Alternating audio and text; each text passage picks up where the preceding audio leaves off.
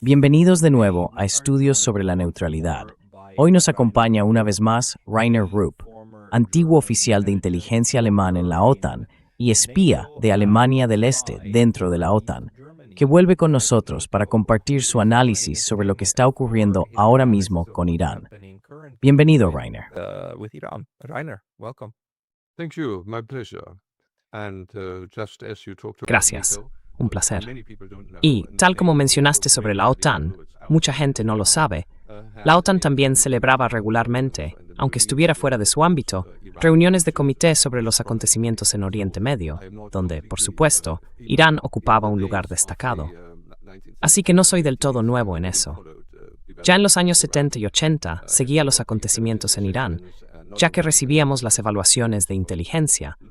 No solo evaluaciones de inteligencia, sino también análisis de profesores eruditos. Y siempre, debo decir, lo comentaba por correo electrónico. Los analistas estadounidenses de la CIA eran muy buenos, excelentes.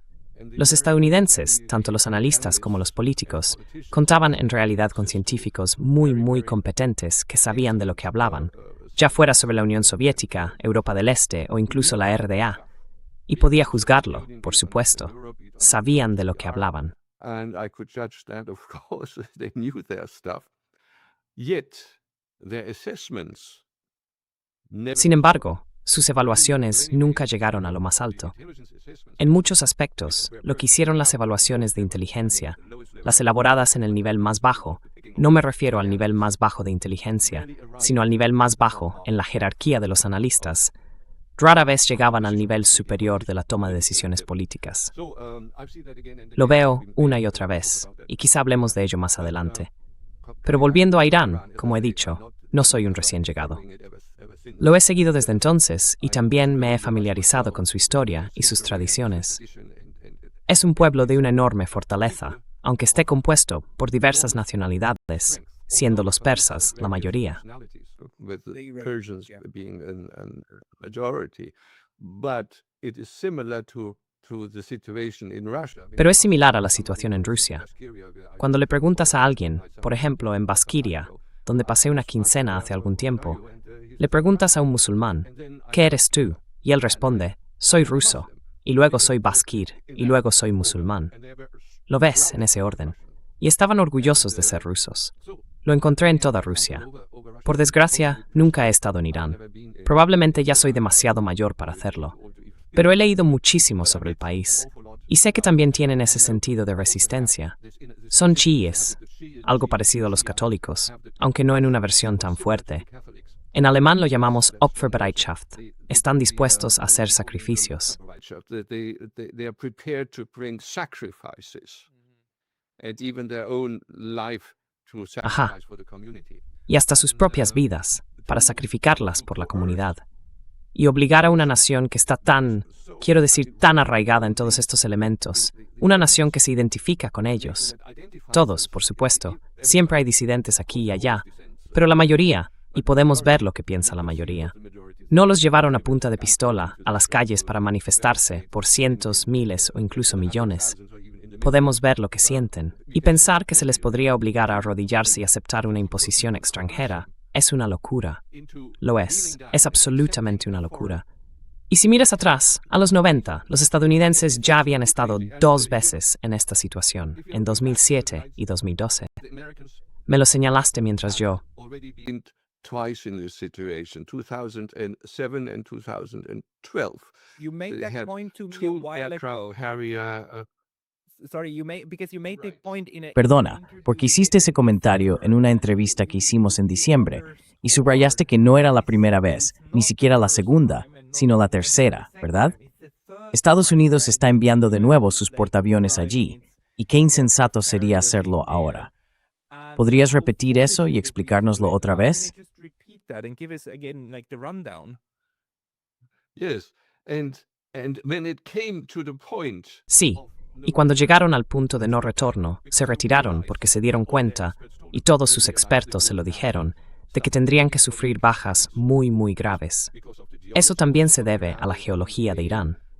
No hay una forma fácil de entrar, por la defensa, por la disposición a sacrificarse.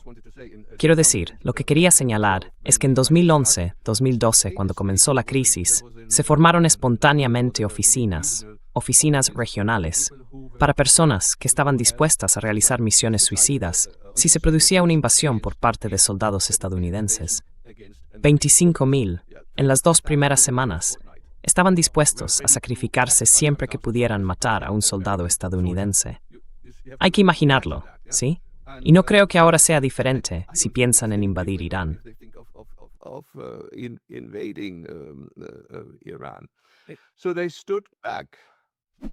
Así que se apartaron. Oye, una breve pausa, porque me han prohibido recientemente en YouTube. Y aunque he vuelto, esto podría volver a pasar en cualquier momento. Así que por favor, considera suscribirte no solo aquí, sino también a mi lista de correo en Substack. Es pascalloraz.substack.com. El enlace estará en la descripción de abajo. Y ahora, volvamos al video. Has señalado muy acertadamente que es una locura intentar atacar a Irán, porque Irán tiene una gran capacidad para defenderse adecuadamente. Y aún así, los estadounidenses y los israelíes siguieron adelante con la decisión de todos modos. Estamos viendo que no están moviendo sus barcos a ninguna parte cercana. Esos portaaviones están bien escondidos. Uno de ellos ya se incendió, supuestamente por un fuego en una lavandería, lo cual, bueno, sí, claro, vamos a creérnoslo. Tardaron 36 horas en apagar ese fuego.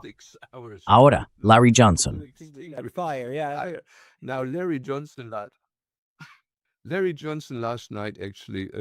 Anoche, Larry Johnson mostró en su programa, que vi hasta el final, una fotografía del portaaviones que ahora está fuera del muelle.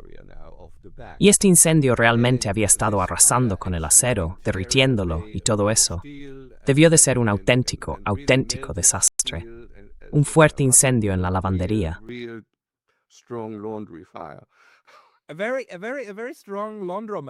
Una lavandería muy resistente. Sí, es como fabricada en Estados Unidos. Ya sabes, esto atraviesa el acero. Quiero decir, vale, así que sabemos que, en cierto sentido, en el mejor de los casos, fue alcanzada por un misil iraní. En el peor de los casos, estas cosas empiezan a arder por sí solas, ¿verdad? Así que los iraníes ni siquiera necesitan alcanzarla. Pero ¿qué nos dice esto sobre el estado de preparación de Estados Unidos para entrar en algo así? ¿Y por qué seguir tomando esa decisión, que ahora claramente se está desarrollando de forma muy catastrófica?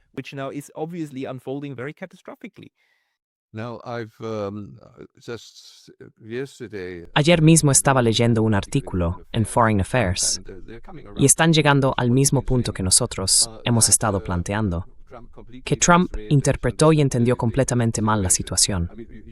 Quiero decir, lo recordarás, un día antes de empezar a bombardear, en realidad preguntó a algunas personas, ¿por qué no se han rendido todavía? ¿Por qué no han capitulado aún? Al ver todo ese reluciente armamento que estábamos lanzando contra ellos, realmente pensó que solo tenía que marcar el ritmo. Y ahora incluso tenemos a los británicos. Lo repetiré, probablemente ya lo sepas, pero quizá tus oyentes o suscriptores aún no lo hayan oído. Vi la evaluación del antiguo jefe de la inteligencia militar británica, el MI6. En efecto, dijo que los estadounidenses lo habían perdido.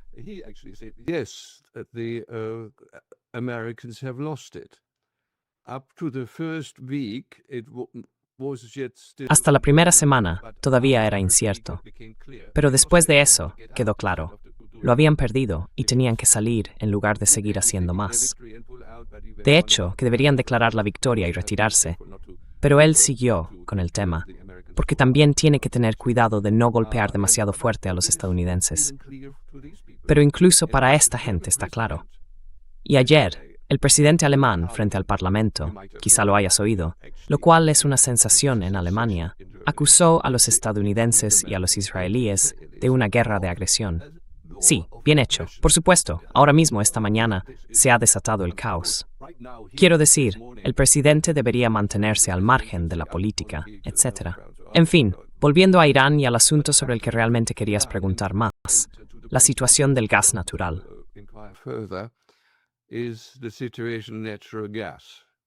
Sí, exactamente.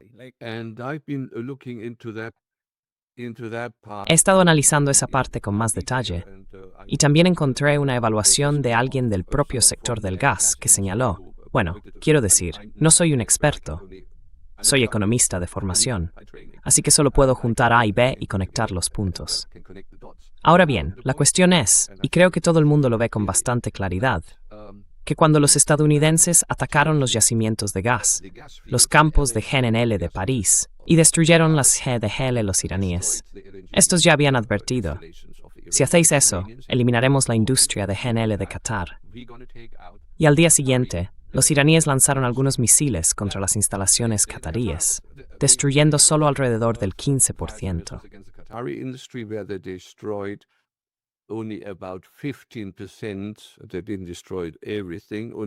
No destruyeron todo, solo alrededor del 15% de la instalación real de producción de gas.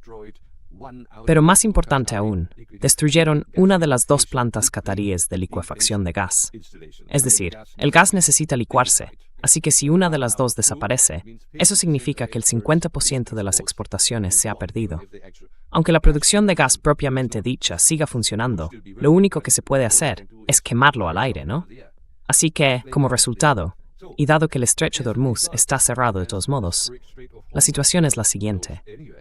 Si observamos el mercado mundial del gas, tradicionalmente, el mayor exportador de GNL no era Rusia. Es solo un recién llegado a ese mercado, un auténtico.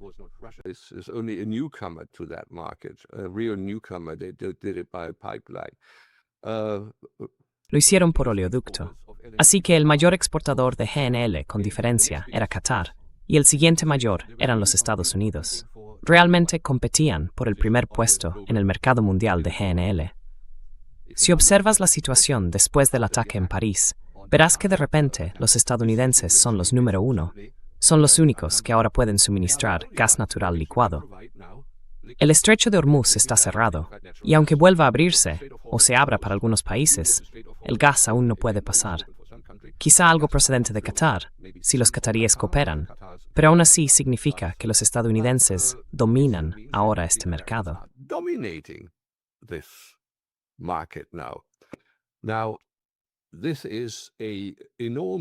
Ahora bien, esta es una ganancia de capital enorme para una industria que fue uno de los principales apoyos de la elección de Trump. Las otras fueron las industrias armamentísticas. Ahora, estas dos industrias ya han obtenido enormes beneficios en las 2 o 3 primeras semanas de la guerra. Quiero decir, la industria armamentística, de todos modos, tanto si Estados Unidos pierde como si gana, siempre gana dinero. Y la industria del gas, por supuesto, duplicará, si no triplicará, sus beneficios. Así que la pregunta es, ¿fue este ataque a la instalación gasística iraní un ataque premeditado contra Irán, destinado a eliminar a Qatar como competidor?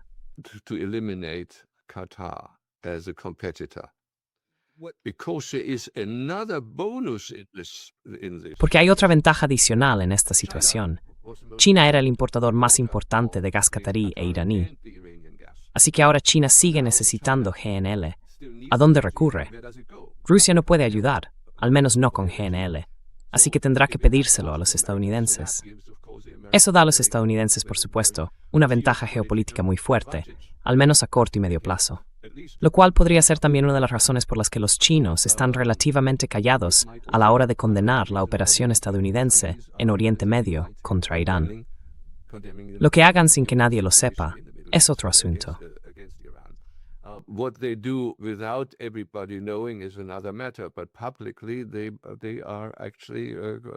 Pero públicamente, en realidad están echándose atrás, pidiendo a todo el mundo que deponga las armas, etc., lo cual, desde mi punto de vista, es absolutamente idiota.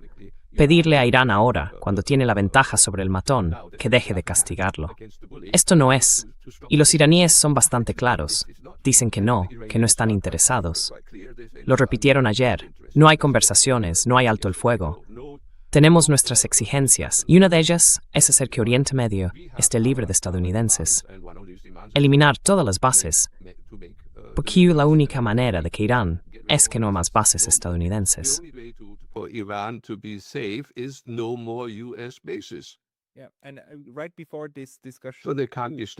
Para que no puedan ser apuñalados por la espalda otra vez.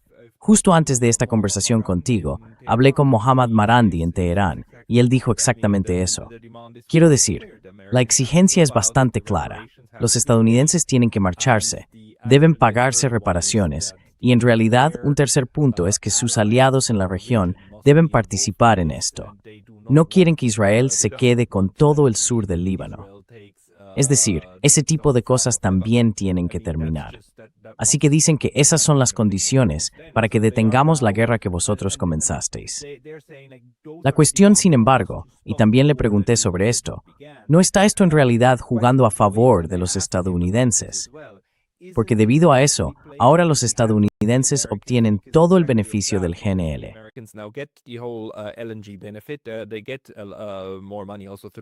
También obtienen más dinero gracias al aumento de los precios del petróleo, aunque quieren que eso se detenga a cierto nivel. Y además logran obstaculizar a China. Esta es también la interpretación de Brian Berletic, quien dice que se trata principalmente de un ataque a la capacidad de China para mantener su crecimiento económico y su impulso. ¿Cómo ves eso en todo este discurso? Así que básicamente, los estadounidenses no solo atacan a Irán, sino que también sacrifican a todo el Golfo, ¿verdad? Es como si dijeran, da igual, no os necesitamos, sois básicamente una carga y no vais a soportarlo.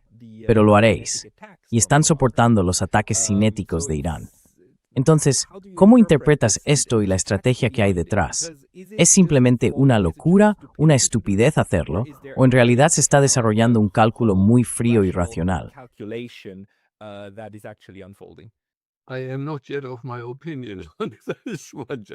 Aún no tengo clara mi opinión sobre esto, solo para parafrasearlo. Tengo el mismo problema que acabas de plantear. ¿Es un cálculo a sangre fría? ¿O es, sí, quiero decir, diabólico pero genial? ¿O simplemente estupidez? ¿O podrían ser ambas cosas? Quiero decir, si miras a Washington, siempre ha habido distintas facciones compitiendo por puestos, y no solo por los puestos, sino también por sacar adelante sus agendas. Y si presentas tu agenda de la manera adecuada, creo que Trump y Texas, Lee Smith Stuck se rodeó.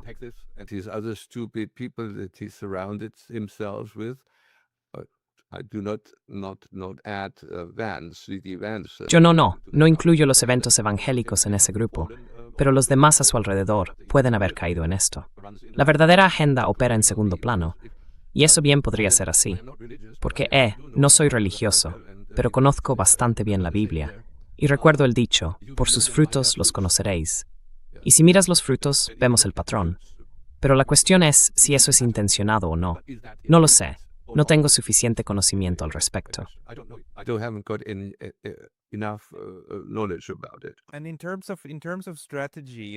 Y en términos de estrategia, sabes, una cosa que hay que reconocerle a Donald Trump es que se volvió impredecible con mucho éxito. El tipo podría lanzar una bomba nuclear sobre Irán mañana. Sería coherente con su carácter. Podría retirarse, declarar la victoria y volver a retirarse. Y seguiría siendo coherente con su carácter. Quiero decir, básicamente tiene todas las opciones abiertas, al menos en lo que respecta a lo que tendría sentido para el país y para el futuro, basándose en lo que ya ha hecho en el pasado. Ha conseguido establecer con éxito que cualquier cosa que haya dicho antes puede revertirse de inmediato, y viceversa. Se puede hacer prácticamente cualquier cosa bajo el sol. Y de hecho, los medios lo aceptan, y el Congreso lo acepta. Así que, en un sentido muy real, se ha maniobrado a sí mismo hasta una posición en la que todo vale.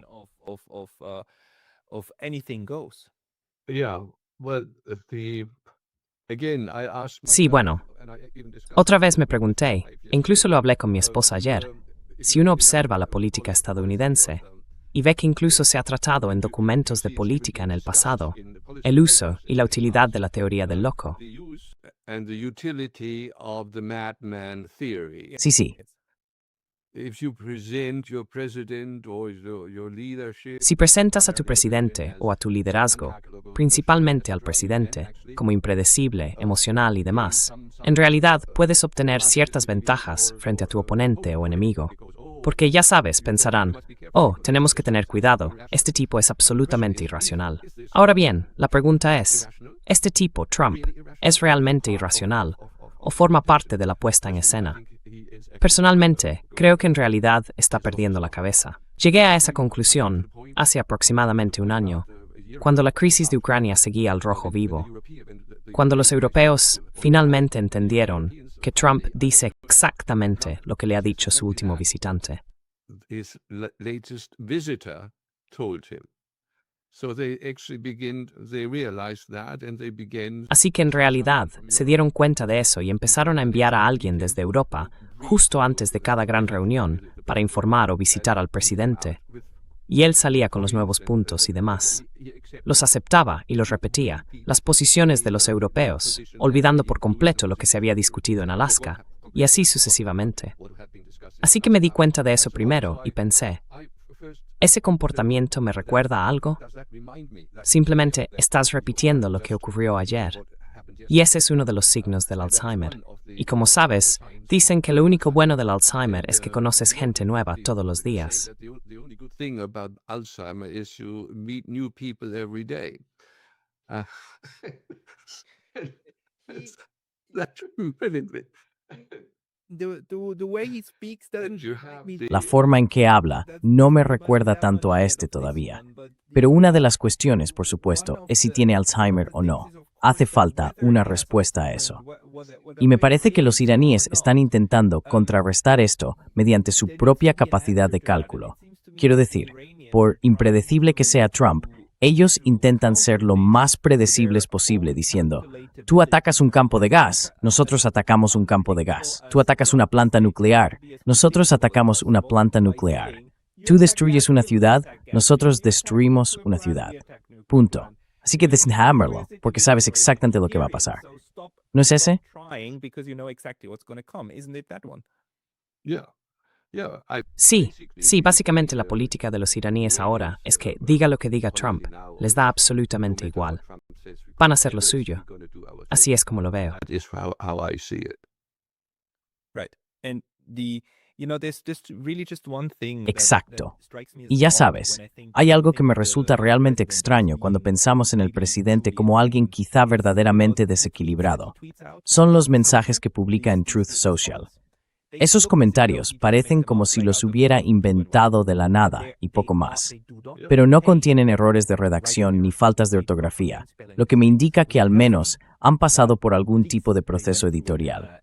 Aunque, en mi opinión, es más probable que sean en realidad producto del equipo de Trump, varias personas elaborándolos juntos. Porque de nuevo, él hacía esto al principio en Twitter durante su primer mandato, y sus tweets reales, los que enviaba desde su teléfono, estaban llenos de errores de escritura. Y ahora ya no. Así que algo ha cambiado. Quizá los dicta. Cierto, inteligencia artificial. Speaks into it. True. AI. That is Eso es inteligencia artificial. Que, sí, si hablas con ella, se corrige a sí misma, autocorrección. Y si la corrige la inteligencia artificial, es gramatical y ortográficamente correcta. Aún no la he probado, pero estoy bastante seguro de que funcionaría. Pero eso, básicamente, no tiene realmente relevancia para determinar si él está loco o no. Porque mi argumento sobre el presidente estadounidense y su poder siempre ha sido, desde hace décadas, y solía poner este ejemplo en mis discursos. Si la Madre Teresa, quizá la recuerdes, fue canonizada, la Madre Teresa que estaba en la India ayudando a la Iglesia Católica, si la Madre Teresa por algún milagro fuera nombrada presidenta de Estados Unidos, preguntaba entonces, ¿cambiaría algo en la política exterior estadounidense? Would something change in American foreign policy? Correcto. Now, because he is just a figure. Ahora, como él es solo una figura decorativa, no va a hacer nada. Quiero decir, lo vimos en su primer mandato. Dio la orden 2 veces. Dio la orden 2 veces de retirar las tropas estadounidenses de Irak. 2 veces. Lo detuvieron. La última vez fue en realidad su subsecretaria de Defensa quien lo frenó. Retrasó, hasta que él dejó el cargo. Y luego su subsecretaria de Defensa salió públicamente y dijo, miren, así fue como engañé y detuve la orden presidencial. Sí, hay que imaginarlo. Y nadie dijo nada en contra, porque ella estaba haciendo lo que digamos, no me gusta decir estado profundo, pero lo que la clase dirigente había planeado, o lo que la clase dirigente consideraba aún la mejor manera de hacer las cosas. porque Irak se veía como un activo muy importante y no iban a dejarlo escapar así como así. And you're not going to let it go just like that. But now Trump succeeded in getting the Americans out. Pero ahora Trump logró sacar a los estadounidenses de Irak. Puede que haya seguido la situación. ¿Lo hicieron realmente? Por cierto, la OTAN también. Quiero decir, los franceses se fueron, los británicos se fueron, otro país europeo, creo que los polacos también. Todos están fuera de Irak. Los franceses fueron alcanzados por un misil iraní en su base conjunta franco-kurda y luego se marcharon. Y no sé qué más. Los estadounidenses hicieron la estupidez de bombardear a la, ¿cómo se llama?, la Fuerza de Movilización Chií, que está integrada en el ejército iraquí, el ejército regular. Y por supuesto, a través de la corrupción y la coerción, el gobierno iraquí sigue considerándose proestadounidense, pero ahora les resulta muy difícil seguir siéndolo. But now they are very difficult to continue to be it's very difficult for them to continue to be pro-American. Les resulta muy difícil seguir siendo proestadounidenses. El gobierno iraquí ha autorizado oficialmente a las fuerzas de movilización chiíes, que forman parte del ejército regular iraquí, a contraatacar a los estadounidenses en defensa propia. Eso significa que los estadounidenses se enfrentan ahora a un ejército de 250.000 chiíes, completamente armados y movilizados contra ellos en Irak. Han estado atacando con misiles y cohetes. El recinto de la embajada es una zona extensa en Bagdad, lo he visto antes, y ahora se han detenido y han dicho, nos hemos detenido. Podéis salir, pero no vais a volver. We stop, you can get out, but you're not coming back. So, Entonces, ¿cuándo fue eso? Porque si no recuerdo mal, hace unos 2 o 3 años el Parlamento iraquí aprobó una ley pidiendo a los estadounidenses que se marcharan, y los estadounidenses simplemente no lo hicieron, lo ignoraron. Entonces, ¿crees que ahora están expulsando a los estadounidenses de Irak definitivamente? ¿O cuántas tropas quedan? ¿Y cuánto personal de la CIA y demás?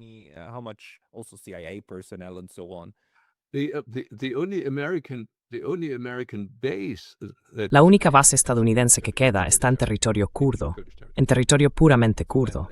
Todo lo demás es solo la embajada.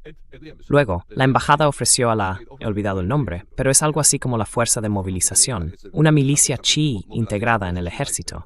La embajada estadounidense les dio un ultimátum, diciendo, o salís, o empezaremos a bombardear. either you're out or we're going to start bombarding you. Really? Well, I didn't even hear about that. ¿De verdad? But this- Pues ni siquiera había oído hablar de eso. Así que eso significa que en realidad consiguieron unificar a la oposición en toda la región en su contra. Y no me imagino que los estados del Golfo estén muy contentos con los estadounidenses tampoco. To be very happy with the Americans either. I mean, No. But even No, no, no. Pero incluso entre los estados del Golfo, no están unidos en sus opiniones sobre Irán. Aunque Qatar ha estado bajo presión por parte de Irán, no quieren unirse. Hay un movimiento, principalmente los Emiratos Árabes Unidos y Kuwait, para ponerse del lado de los estadounidenses y lanzar incursiones o bombardear Irán. Qatar no está interesado.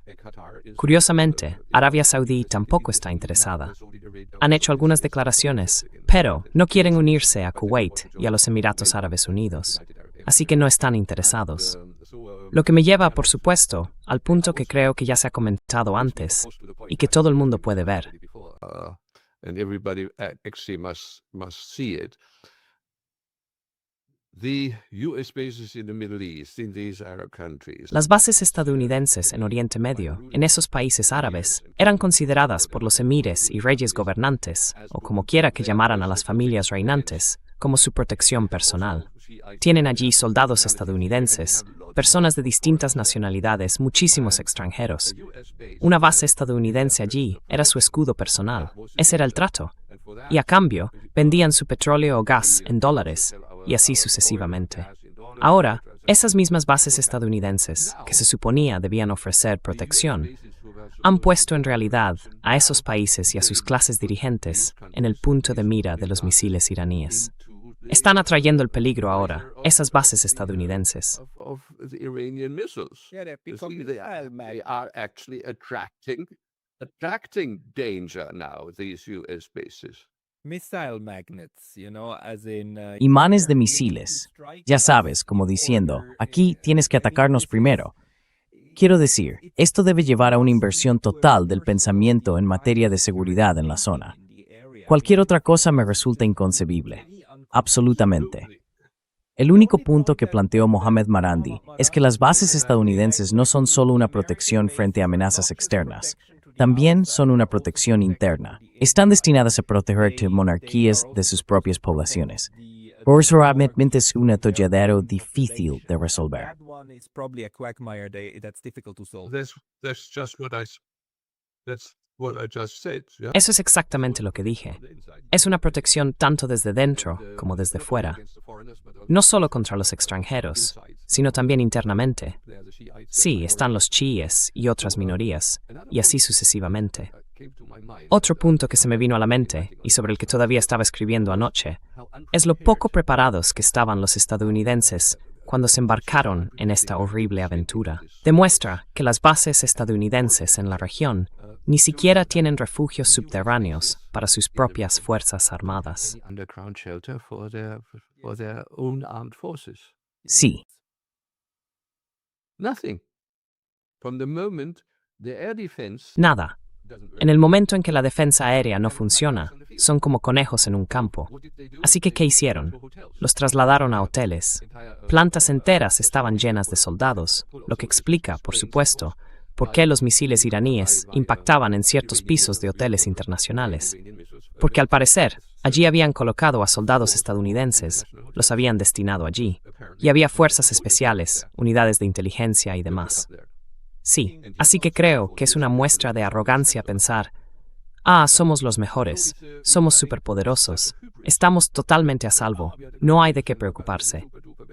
Y ahora quieren hacer lo mismo con sus marines, enviar a 2.500 o 5.000 personas, unas 2.500 hasta ahora, de la 82 División Aerotransportada. 82nd Special Forces Division. Do you think they will ¿crees que lo harán? ¿Qué se puede hacer allí? ¿Qué de verdad crees que lo harán? ¿Que realmente enviarán tropas? Sí, según ti. According to the 82nd Airborne. La 82 División Aerotransportada está compuesta por varias compañías y elementos especializados para uso de comandos, básicamente operaciones de entrada y salida. Así que no son una fuerza de combate en el sentido tradicional, no una fuerza de combate terrestre, y están altamente entrenados para este tipo de misiones, como cuando fueron a Venezuela para capturar a Maduro y a su esposa. Aparentemente, según mi información, ya han llegado, en parte a Jordania y en parte a Israel. Entonces, ¿qué? En aviones de carga. ¿Cómo se van a utilizar? Quiero decir, uno puede imaginar que no para una operación terrestre como tal, no una invasión, sino probablemente para algunas operaciones de comando no lo sé. Quiero decir, hablan de ir a buscar el uranio, pero eso sería muy peligroso, creo. because if we That would be highly dangerous, I would think. it would be super dangerous and on the one Sería hand, tremendamente peligroso. Y ya sabes, por un lado, si intentas tomar una isla, entonces esas tropas serían una vez más como conejos en un campo en esa isla. Y si intentas llevarlas al territorio continental de Irán, entonces estarías hablando de lanzar a un par de miles de personas en territorio enemigo y esperar que, de alguna manera, en una playa o algo así, creen una cabeza de puente. Quiero decir, parece aún más insensato que el resto de lo que estaba ocurriendo. more insane than the rest that was going on, which just keeps me wondering. I mean, Lo que me sigue haciendo preguntarme, quiero decir, ¿no deberían las personas en Estados Unidos, en los círculos de élite, empezar realmente a intentar presionar a la Casa Blanca para que detenga esto? Porque obviamente está yendo en una dirección tan negativa. Y en la CIA, los analistas, la gente que realmente entiende cómo funciona esto sobre el terreno, quiero decir, nosotros solo somos observadores y podemos ver que esta es una idea absolutamente terrible para Estados Unidos por tantas razones. ¿No debería estar creciendo la oposición dentro del país? Y quizá también el vicepresidente, en algún momento, decir algo como, tío, no podemos seguir haciendo esto. Dude, we can't do this anymore. It depends. There was this guy. Depende. Había un tipo del Departamento de Seguridad Nacional que dimitió, quien, por cierto, fue comandante de las Fuerzas Especiales y tuvo experiencia en ellas muchas veces durante la guerra. Pero su principal argumento, y por eso le han tachado de antisemita, era que ningún soldado estadounidense debería sacrificarse por objetivos ilegales de Israel. Y eso, por supuesto, no es aceptable. Trump no puede permitirlo. Pero curiosamente, anoche también vi un titular sobre Mar-a-Lago. Hubo unas elecciones regionales en ese distrito, y por primera vez en muchísimo tiempo, los demócratas ganaron, justo allí donde Trump tiene su palacio. Así que uno pensaría que de algún modo debe de estar recibiendo el mensaje. So he must get the message somehow.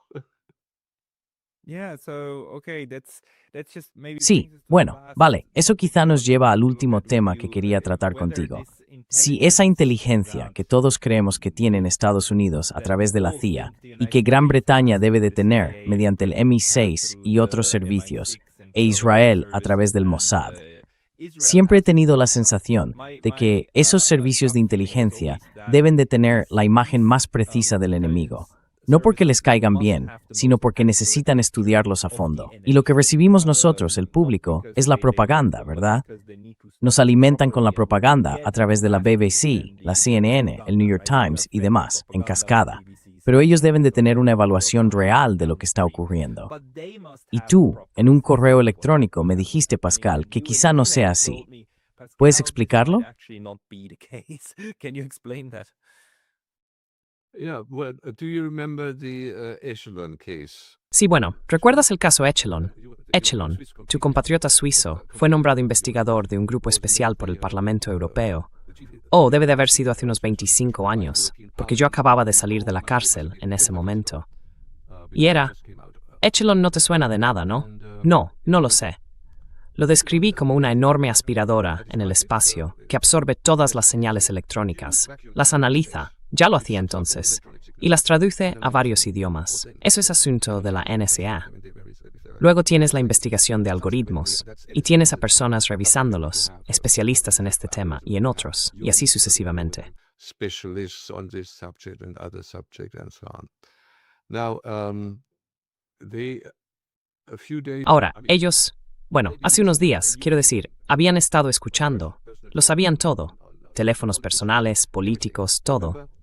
Recuerdo un elemento que surgió de aquello, Echelon, puedes buscarlo. Eso fue hace 25 años, con tecnología antigua.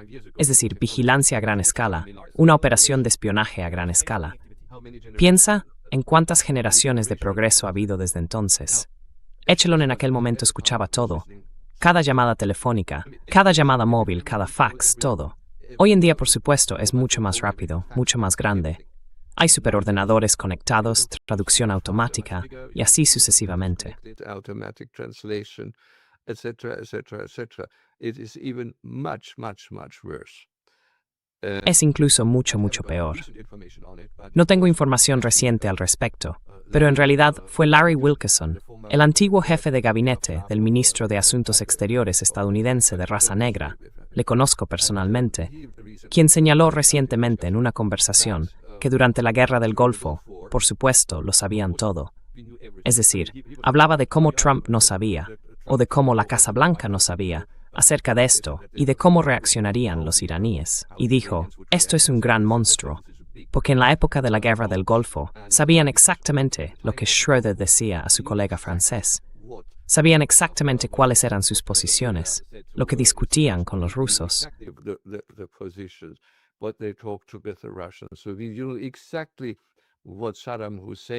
Así que sabíamos exactamente lo que decía Saddam Hussein. Lo sabíamos todo. Y eso fue entonces el resultado de Echelon. Hoy en día, como digo, es aún más avanzado, varias generaciones tecnológicas más desarrollado. Me encontré con esto a principios de los años 80. Aún no existía, en esa medida, pero como iba con bastante frecuencia a Washington, reuniéndome regularmente en la CIA, me topé con el FBI. Estaban sentados en sus oficinas. Siempre había los folletos del FBS. No, FAS significaba Foreign Broadcast Information Service y es solo para uso oficial. And for official use only, so it was not confidential as such. Así que no era confidencial como tal, pero no podía hacerse público. Se me permitió llevarme algunos, y me di cuenta de que eran, bueno, en formato DIN A4, normalmente de unas 30 a 40 páginas de media. Cubrían Europa Occidental, Europa Oriental, la Unión Soviética, Asia Central, China, el norte y el sur de África, América Latina y varias otras zonas específicas. Si los juntabas todos, era un montón así cada día, procedente de la NSA, y ya entonces estaban escuchando. Quiero decir, eso fue a finales de los años 80. En aquella época, por ejemplo, recibí uno sobre Japón. ¿Recuerdas la crisis económica que se estaba gestando en Japón por aquel entonces? Remember the economic crisis developing in Japan at the time? ¿Te refieres a los años 90, al 92 o al 93? Sí. Yeah. Sí, la burbuja, el final de la burbuja, cuando los bienes inmuebles de Tokio valían más que todos los bienes inmuebles de Estados Unidos. Yeah. Tuvo que irse a pique después de eso. En aquel momento, los europeos seguían admirando a Japón por todo. Y en ese informe de la NSA sobre Japón, podía seguir exactamente lo que un banquero le había dicho a otro banquero, y así sucesivamente.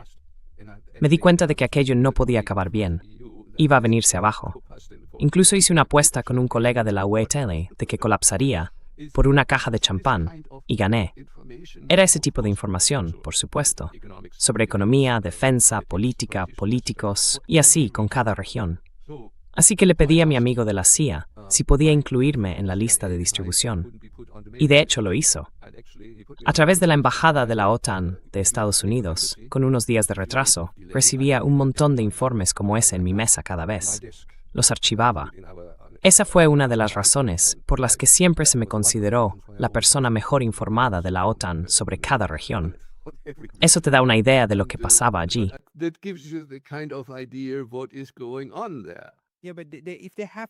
Sí, pero si tienen toda esta información, si tienen este análisis, ¿por qué harían algo tan insensato? Así que o bien el análisis, como dijiste al principio, no llega a los altos mandos, o el nivel de análisis está realmente degradado. Ese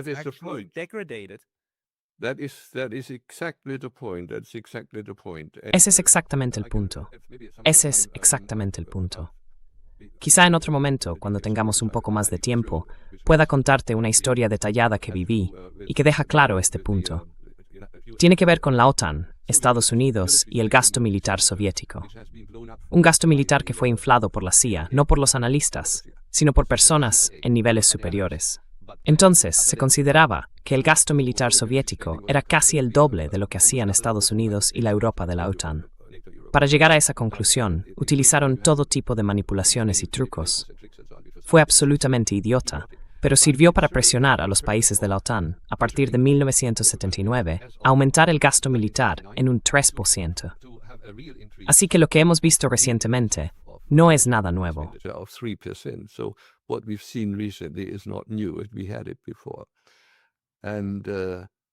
Ya lo habíamos tenido antes. Y de esta discusión, sería demasiado largo entrar ahora en toda la historia, desempeñé un papel importante en por qué en realidad no funcionó. Al final, en los años siguientes, los aumentos reales fueron solo de entre 1 y como mucho 2%. El entonces embajador alemán ante la OTAN, el Dr. Wick, que había sido embajador en Rusia antes y más tarde se convirtió en jefe del BND, me preguntó qué podía hacer para poner un palo en la rueda, porque los alemanes en realidad no existían entonces. Eran los democristianos los que estaban en el gobierno. Y el gobierno dirigido por los democristianos no estaba en absoluto a favor de la presión estadounidense, ni de la intención de destinar más dinero a la defensa.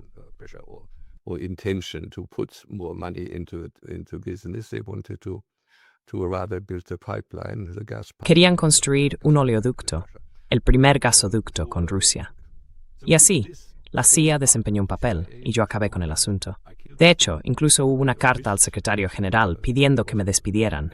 Rupp debe ser despedido de inmediato. Pero el embajador alemán lo impidió. porque yo había señalado que corría ese riesgo. Y luego, en una etapa posterior, cuando tuvimos otra de esas llamadas reuniones de expertos con la CIA y otros servicios de inteligencia sobre el gasto militar soviético, el jefe de la delegación de la CIA, después de la pausa para el almuerzo, me apartó y me dijo: «Señor Rupp, muchas gracias. Siempre intentamos sacar adelante este tipo de cosas, pero nuestra información nunca llega a lo más alto. Nuestro análisis nunca llega a lo más alto». Our analysis never makes it to the top. Yeah.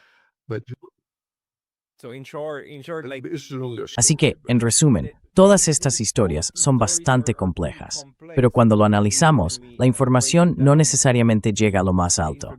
Y si lo hace, aún puede encontrarse con oposición ideológica, como hemos visto. it is massaged in a way.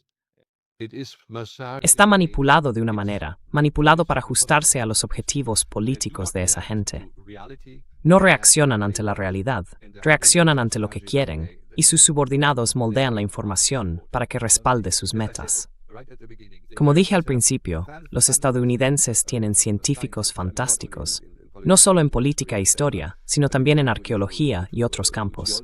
Son grandes personas, gente inteligente, pero de nada sirve si los resultados no se materializan. Aún así, dirán: «Oh, consultamos con este, consultamos con aquel, y llegamos a la conclusión de que es una fantasía». It's theater. It's make believe. Yeah. And Rainer, this is Rainer, fascinating. esto es fascinante, y me encantaría seguir hablando, pero ya hemos llegado a una hora, así que sugiero que hagamos otra actualización en un futuro próximo. Para las personas que quieran seguirte, ¿dónde deberían ir para encontrar tus escritos? Where to find your writings? I don't have a page, really. There's Realmente no tengo una página. Hay otra persona que recopila mis artículos en alemán. Los publica en Rainer Rupp, creo que se llama así. Pero yo no tengo nada que ver con él. Me preguntó si podía hacerlo, y le dije que sí. ¿Por qué no? Yo no lo hago. No quiero dedicar tiempo a subirlos. Y si lo hiciera, probablemente me la piratearían y pasarían todo tipo de cosas. Tendría que dedicarle tiempo, y no quiero hacerlo. Well, then all the better that you have somebody. Bueno, entonces mucho mejor que tengas a alguien, un fan, un trabajo de fan, que haga esto por ti, rainerup.de. Y todos, por favor, permaneced atentos para más información de Rainer en un futuro próximo en este canal. Rainer Rupp, muchas gracias por tu tiempo hoy. Thank you very much for your time today.